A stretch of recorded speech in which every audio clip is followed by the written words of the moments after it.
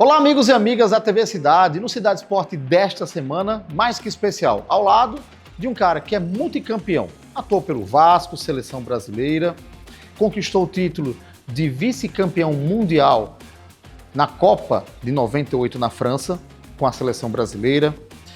Tem Libertadores, brasileiro, tricampeão carioca, entre outras conquistas. Ele é casado, 54 anos, pai de 3 filhos. Carlos Germano, seja bem-vindo ao Cidade Esporte. Obrigado, um prazer. Prazer estar presente aqui, obrigado pelo convite. Fala de futebol, né? Importante. Exatamente. Cara, eu acho você um cara fantástico pela simplicidade, pela tua história que você fez dentro e fora de campo, uma idoneidade impressionante. E como é que foi essa tua conquista? Porque você começa no futebol de uma maneira muito simples, né? A família começa a incentivar, os pais, os tios, e o destino te levou a ser goleiro de futebol. Geralmente é assim, né? Que começa, né? Eu sou capixaba, né? E do interior, chamado Domingos Martins. E toda criança quer ser jogador de futebol, né? Todo menino, né? Busca, é o sonho, né? Carro-chefe do nosso país é o futebol. Uhum. Então toda criança quer ser jogador de futebol, então tem um incentivo familiar, né? E comigo não foi diferente, né? Joguei lá no Espírito Santo, no Domingos Martins, depois algumas copas e fui descoberto pelo Vasco, numa dessas copinhas. E o Vasco me fez o convite para fazer um teste, né? Na época do infantil, tinha 14 anos. Foi quando tudo começou. Foram 15 anos como jogador, né? 5 anos jogando na base do clube e 10 anos jogando no time principal. E depois uma volta com o Roberto Dinamite como treinador de goleiro, né? E eu acho interessante porque, assim, em 94 você conquista um prêmio importante, o Charles Miller, como o melhor goleiro. E vivencia em 2011 uma Copa do Brasil como treinador, né, de goleiros.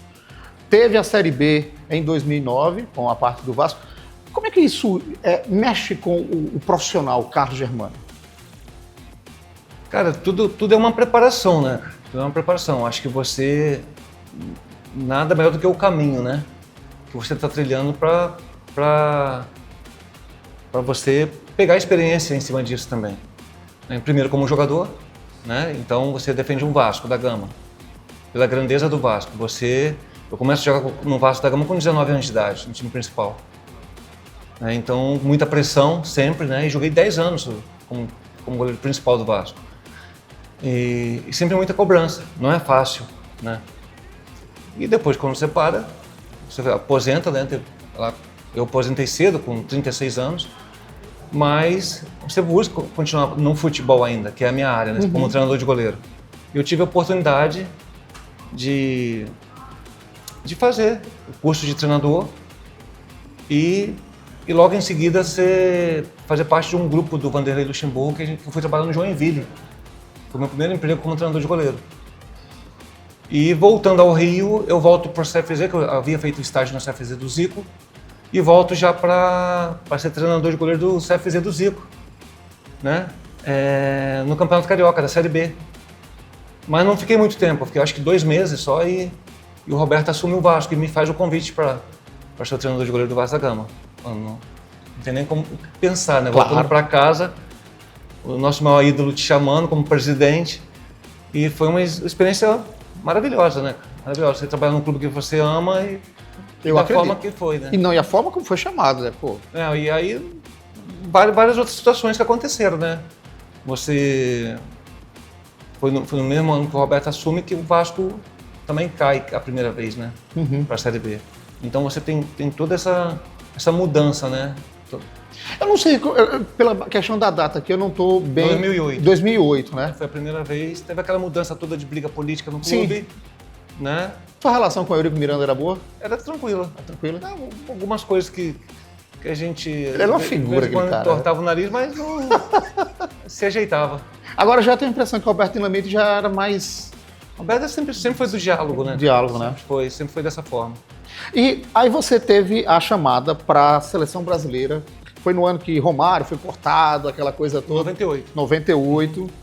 Mas por outro lado tinha um Ronaldo fenômeno que estava comendo a bola, foi melhor do mundo, ao lado de Bebeto. Aliás, 7 ou 8 jogadores aproveitados da Copa de 94. Né? O Brasil era o campeão do mundo, né? Campeão do mundo. Isso. Eu imagino para vocês ali o favoritismo como vinha entrando. Dida, Tafarel, você, Ronaldo Fenômeno, Cafu, poxa, Dunga, Dunga, capitão, Roberto Carlos, Leonardo, Rivaldo. E como é que foi esse momento de bastidor, assim, dessa pressão, de chegar assim e dizer, ei, bora levantar essa taça? Tudo é uma preparação também, né, cara? O Brasil não joga eliminatórios porque já tinha sido campeão do mundo, já era a França cedia a competição. Cedia a competição e um sonho, né? Um sonho da qualquer... É aquele garoto lá que sonhava em jogar no time principal e depois chegar uma seleção brasileira, né? Então tava realizando um sonho também. E no meio de um monte de craque, né? Sim. Um monte de craque. A gente tava com o melhor do mundo ali, Ronaldo, Bebeto na frente, Dunga, né, capitão do Tetra. Então tinha um grande time, o Brasil sempre favorito, né? Toda a Copa do Mundo que o Brasil entra, em qualquer competição é sempre favorito.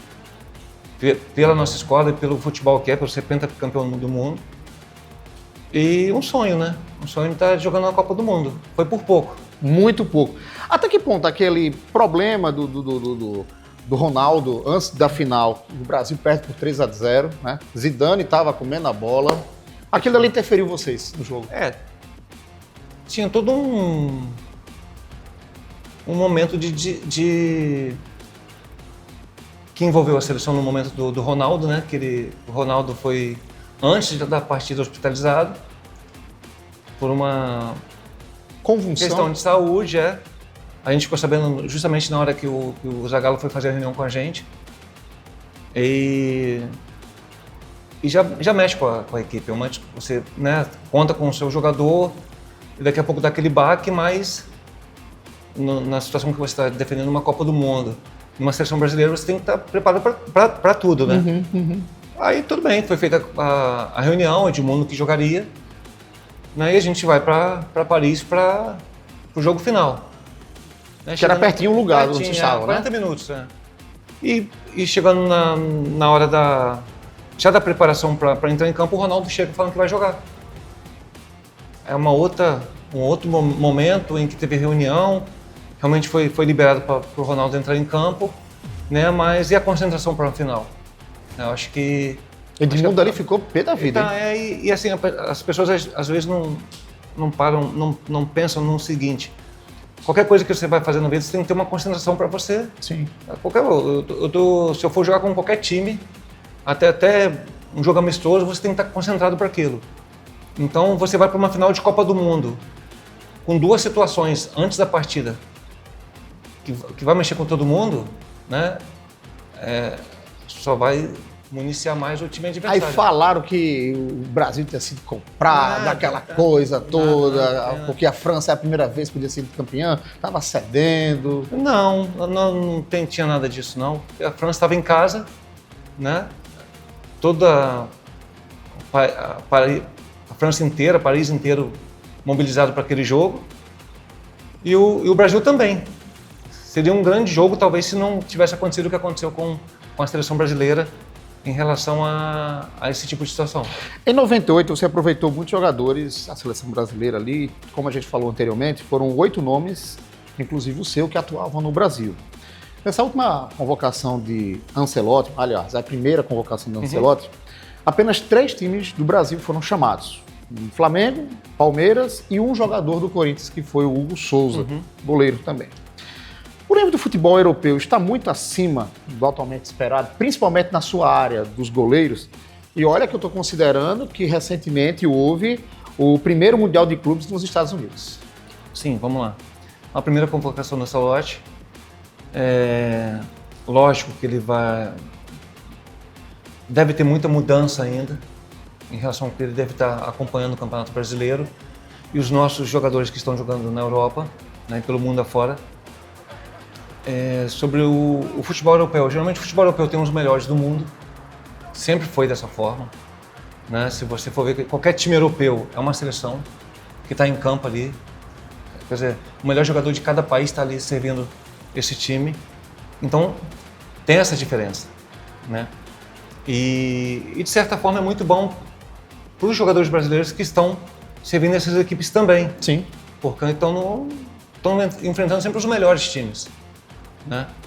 Mas a gente nunca pode deixar de olhar para nossa casa, né?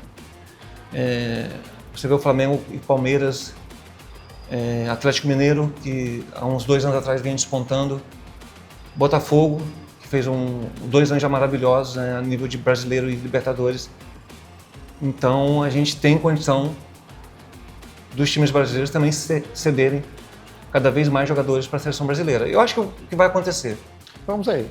Olha, a gente vai para um breve intervalo, mas antes eu vou deixar aqui uma pergunta para o goleiro Carlos Germano, ele vai responder no próximo bloco, sobre a Libertadores em que o Vasco foi campeão. Fica aí que o Cidade Esporte volta já já. Voltamos com o Cidade Esporte e hoje, mais que especial, ao lado dele, o goleiro Carlos Germano, ídolo do Vasco, seleção brasileira, entre outras conquistas. Meu goleirão, me diga uma coisa, Libertadores 98, e vocês são campeões, você tem uma baita de uma atuação, jogos memoráveis, e isso leva vocês também para o Mundial.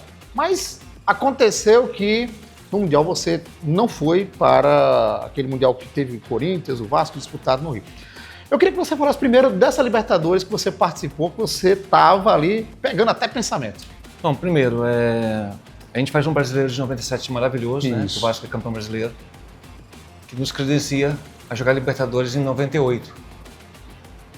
E o início foi difícil pra gente da Libertadores, porque a gente perde, o time era o mesmo, mas a gente perde os nossos jogadores de frente, que era o Evair e o Edmundo, que haviam saído do clube.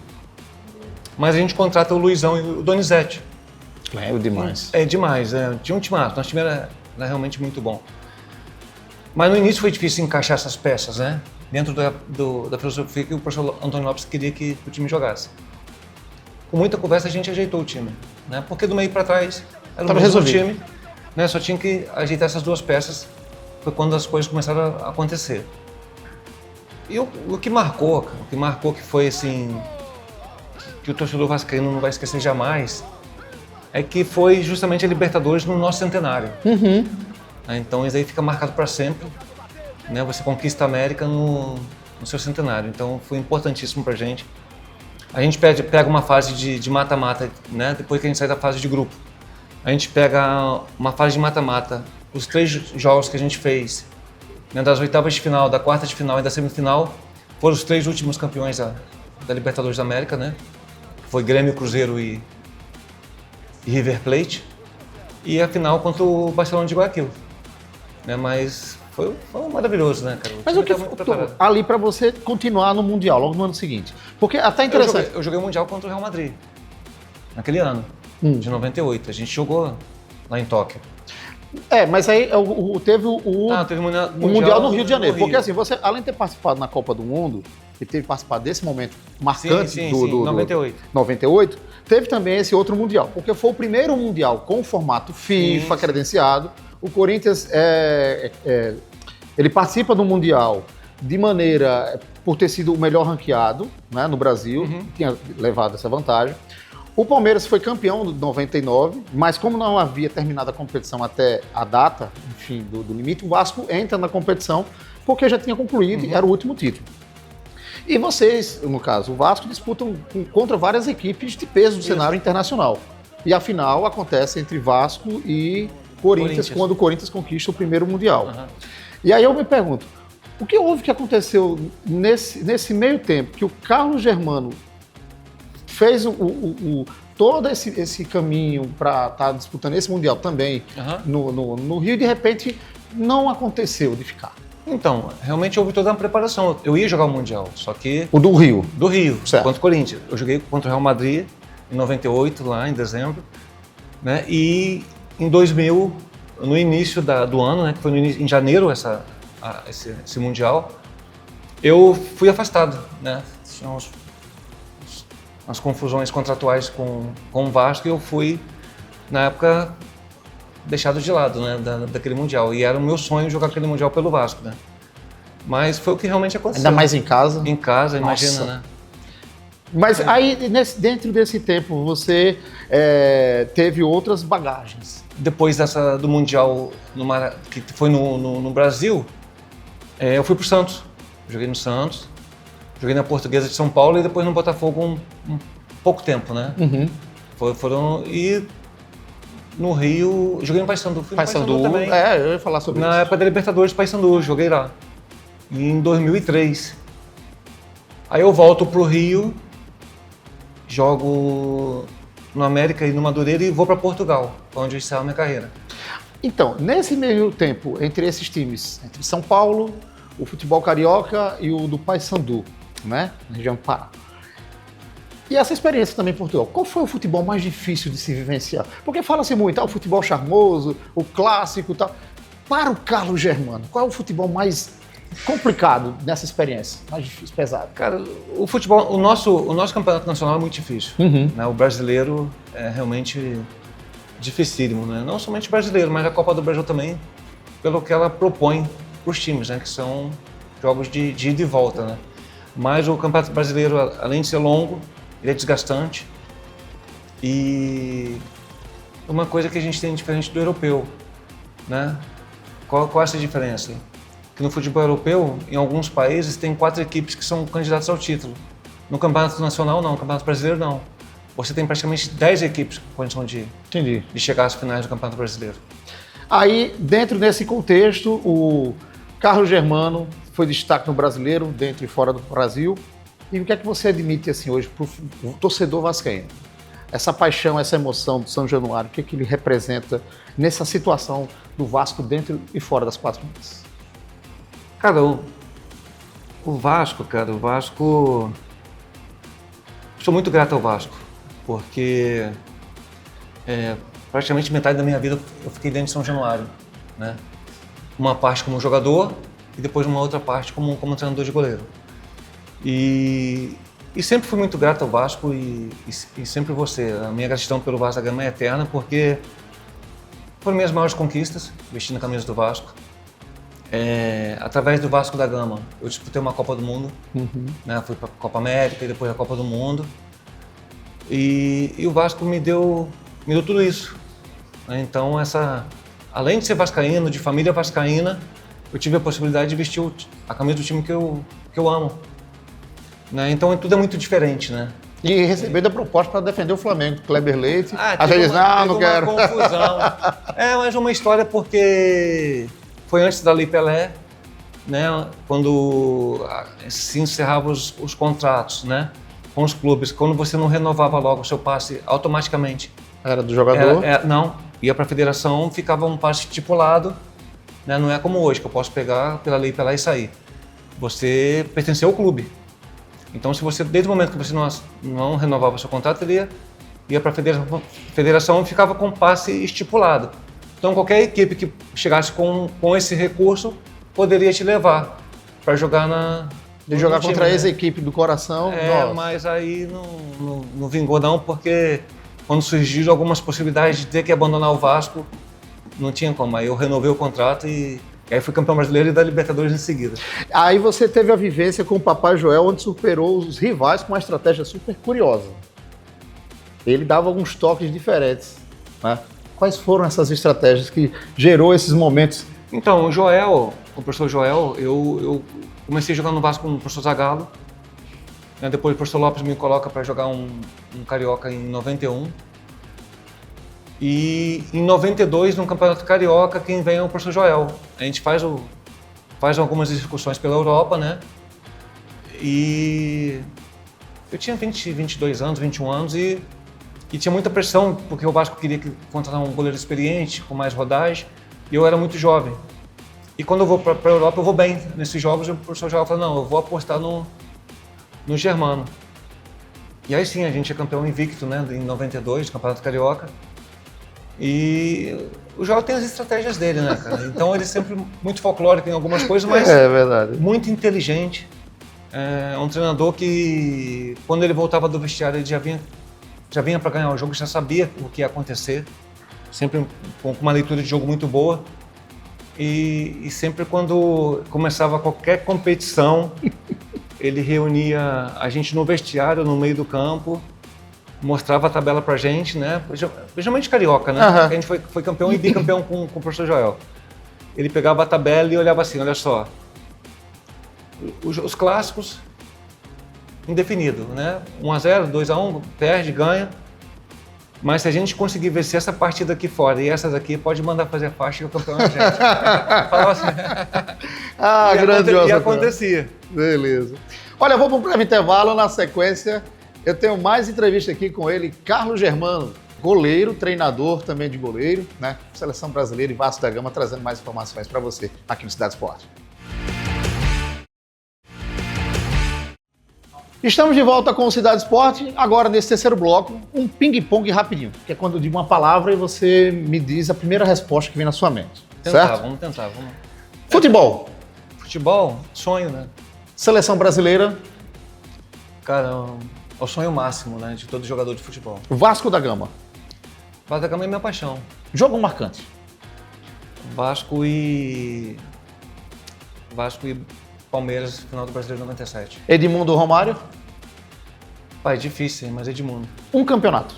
Campeonato, Libertadores da América. Você teve uma vivência com a política, candidato a vereador lá no Macaú, né, no Rio de Janeiro. E aí me gera a pergunta, esporte ou política? Esporte sempre.